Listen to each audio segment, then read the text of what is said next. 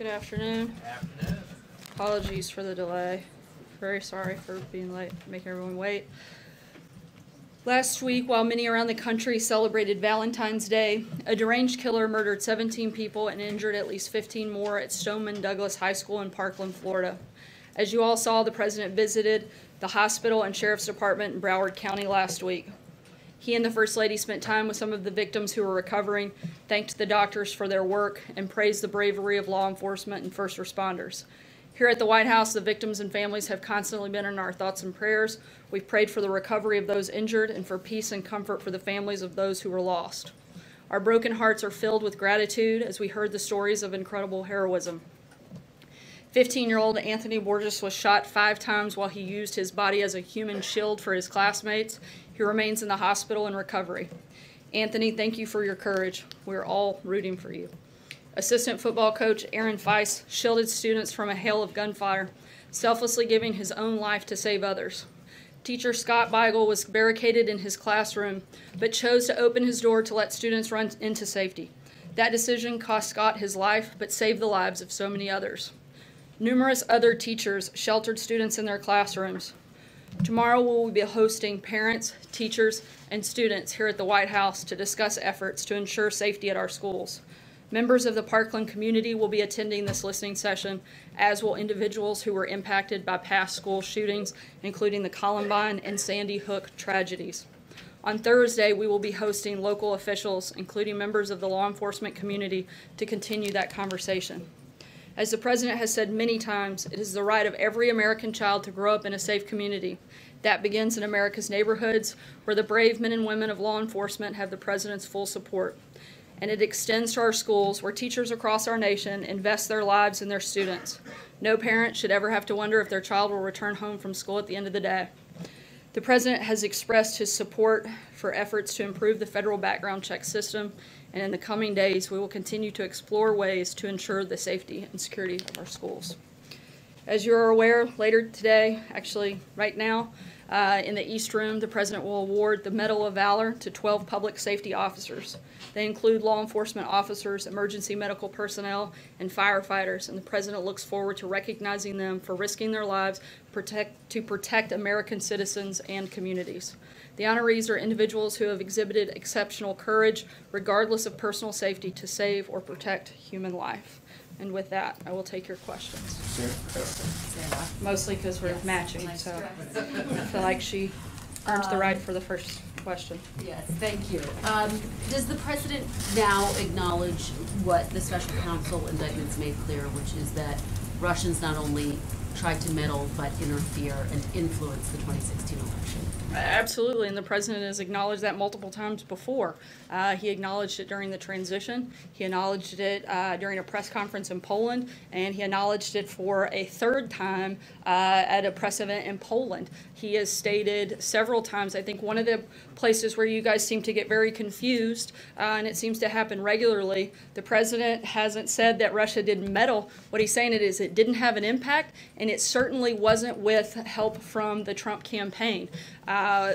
It's very clear that Russia meddled in the election. It's also very clear that it didn't have an impact on the election, and it's also very clear that the Trump campaign didn't collude with the Russians in any way for this process to take place. So, if that's the case, why hasn't the President implemented the sanctions which Congress passed last year? Look, frankly, that's not completely accurate. Look, this president's been tougher on Russia, far tougher on, well, there's a process that has to take place, and we're going through that process. That law also says that the countries have to violate something in order for those sanctions to go into place, and that hasn't necessarily happened. But what I can tell you, hold on, that the president has been extremely tough on Russia. He helped push through $700 billion to rebuild our military. I can assure you Russia is not excited about that. He's helped export energy to Eastern Europe. I can assure you Russia is not excited about that. He has put and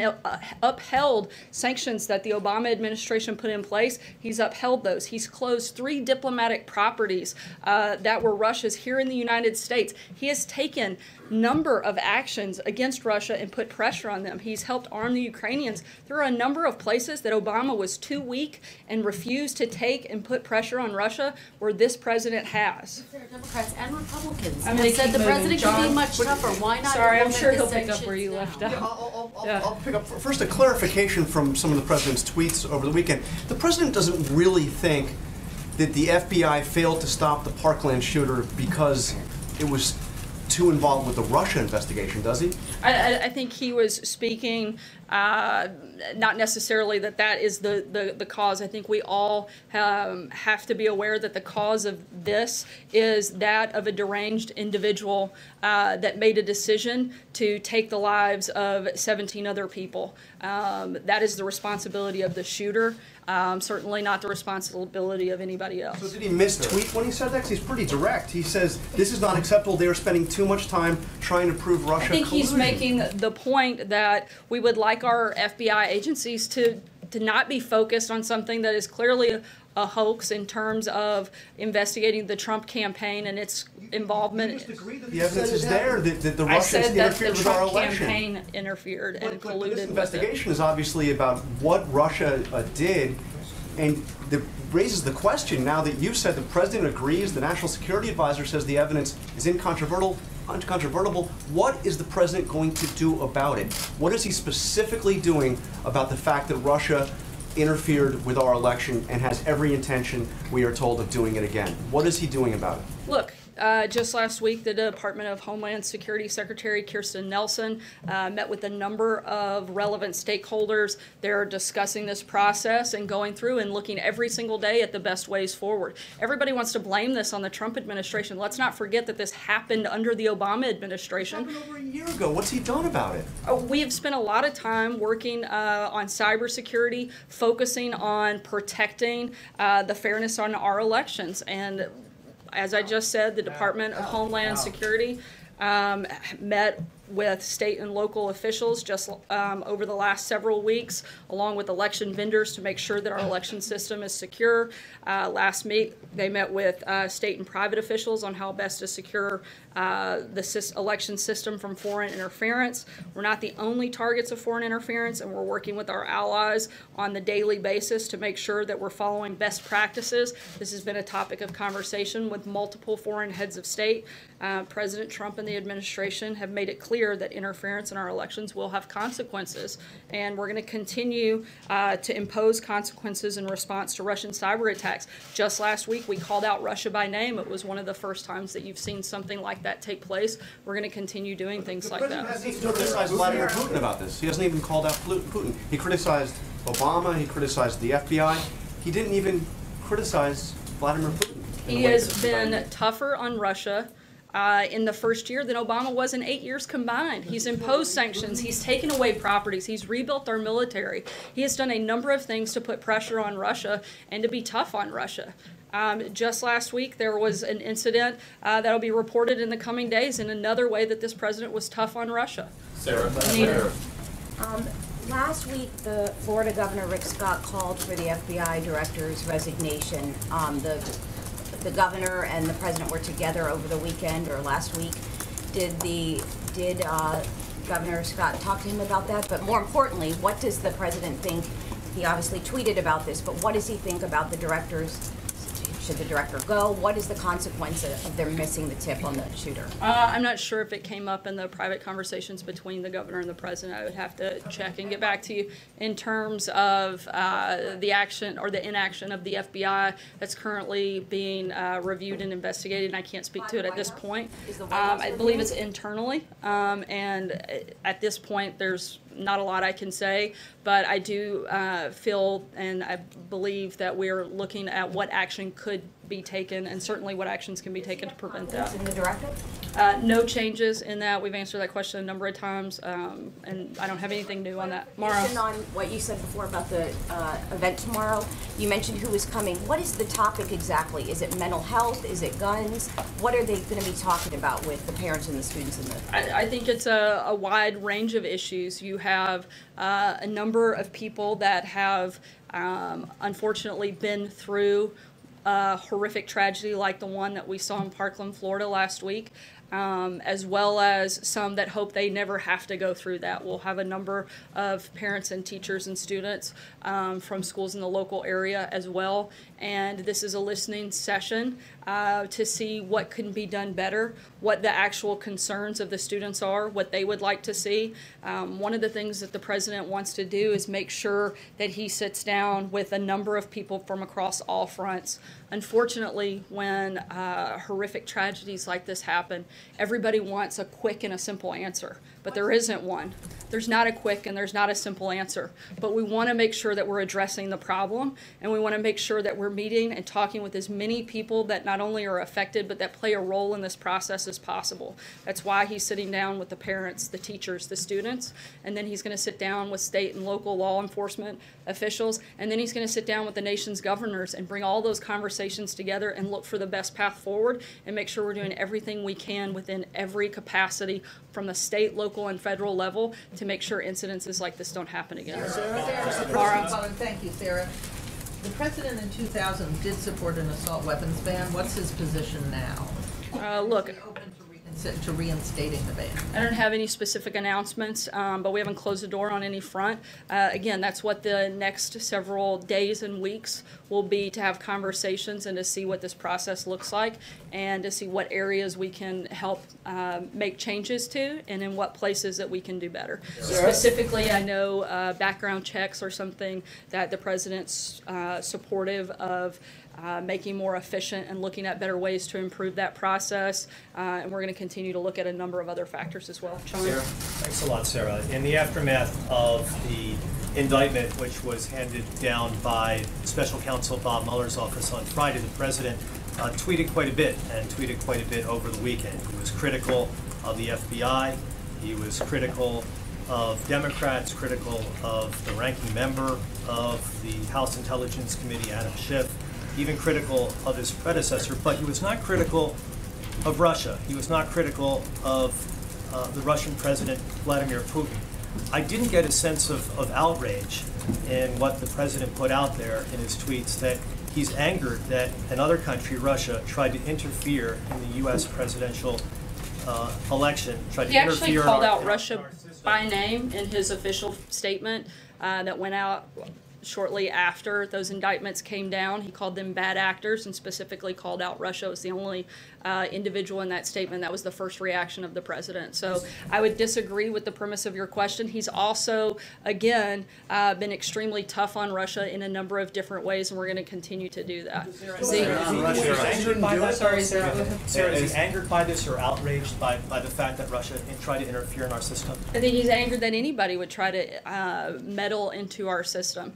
But again, I think it's important to remember that we are looking forward to on figuring out the best ways to make sure that doesn't happen again. Thanks, Sarah. If I could indulge you with 3 questions, we got a lot of housekeeping to do. First, you mentioned the president's supporter of background checks. The House passed bill includes concealed carry reciprocity. Is that a provision the president would consider after this tragedy? I haven't spoken to him about that specific procedure. I know he spoke with Senator Cornyn on Friday. The Senate version is a little bit different, and he is generally supportive of that, but we're going to continue those conversations. Separately, last week there was some news made by Administrator Pruitt as well as Secretary Shulkin. Do they both have the president's about their private travels and use of whether it be first-class flights or in the privy of federal resources? Do both of them still have the confidence of the president? I have no reason to believe otherwise. As we've said many times before, if somebody no longer has the confidence of the president, you guys will know. And finally, the Chief of Staff on Friday issued that memo on security clearances, that those with interim security clearances by the end of this week that have been outstanding since June of last year would lose their access to classified information. One of those people we know from his attorney is Senior Advisor Jared Kushner. Can you talk about whether or not how he'll be able to do his very senior job in the White House if he does not have access to classified information? I can tell you that no decision within the memo will impact anything that Jared Kushner is working on in terms of specifics on security clearance. I can't get into. Does he not need classified information to do his job? I can't answer whether someone has security clearance or not, as we've addressed many times before, but I can tell you that nothing that has taken place will affect the valuable work that Jared is doing.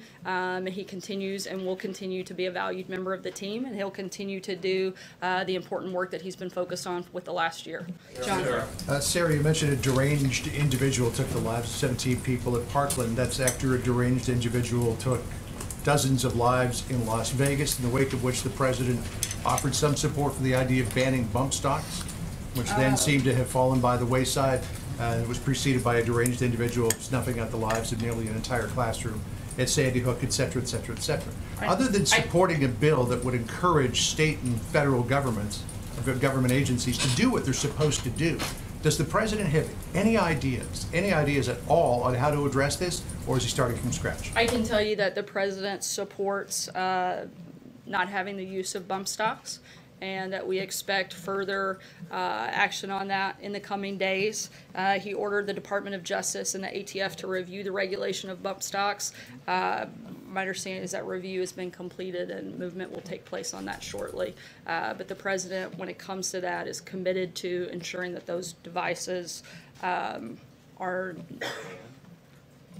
Well, again, I'm not going to get ahead of the announcement, but I can tell you that the president doesn't support the use of those accessories. And on the broader problem of deranged individuals getting hold of weapons and killing people indiscriminately, does he have any ideas on how to deal with this? Well, look, we're having, again, that's part of a lot of the conversations that we're going to have over the next, suggest he started from scratch here. Mental illness. If he has to listen to a bunch of people, No, and he doesn't have any ideas of his own, that would suggest that he doesn't have any ideas. It's not what I said. You're taking my words out of context. Could you explain? Well, I was trying to before you interrupted me.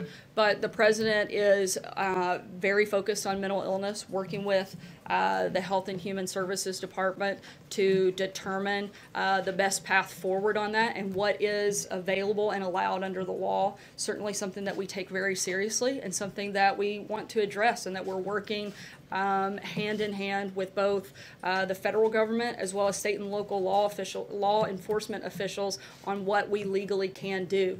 Unfortunately, we can't just flip a switch, but there is a process. We are a law and order country, and the president is trying to do everything that he can under his capacity to address these concerns, and certainly when it comes to mental illness. Julie? Can you take one question from Florida, please? Would the president consider granting Mr. Kushner a full clearance even if the red flags in his background check suggested otherwise? In the First of all, I'm not aware of any red flags, and I think it's irresponsible to suggest that without having seen any individual's file.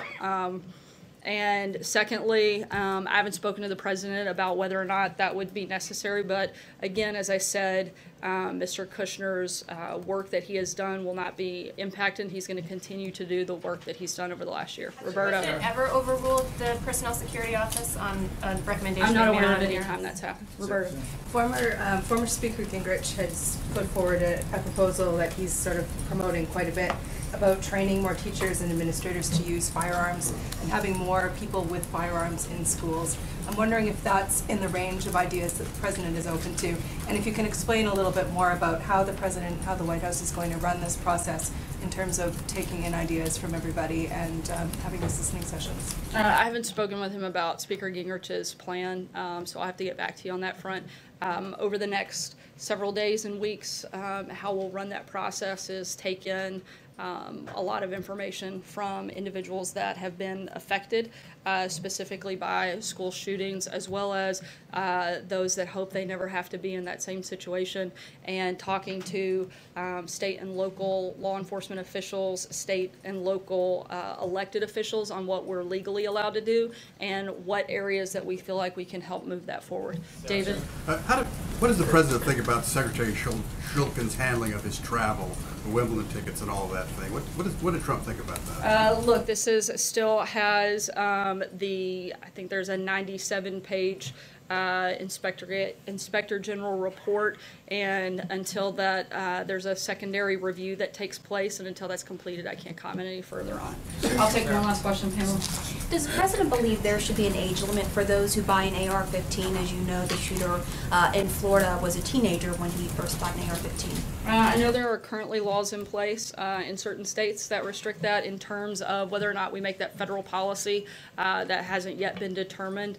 But that's something Is that something that I think that's certainly something that's on the table for us to discuss, and that we expect to come up over the next couple of And weeks. let me just ask you, over the weekend he tweeted about his National Security Advisor, H.R. McMaster, suggesting that he seemed to forget to say that Russia didn't impact the outcome of the election. Has he spoken to him since, and does he still have confidence in him to do his job? He still has confidence in General McMaster. I spoke to him specifically about that answer. He said that he liked the general's answer, but just thought that little addendum would be helpful to add. Thanks so much, Sarah, guys. does the president still believe Vladimir Putin that he didn't interfere?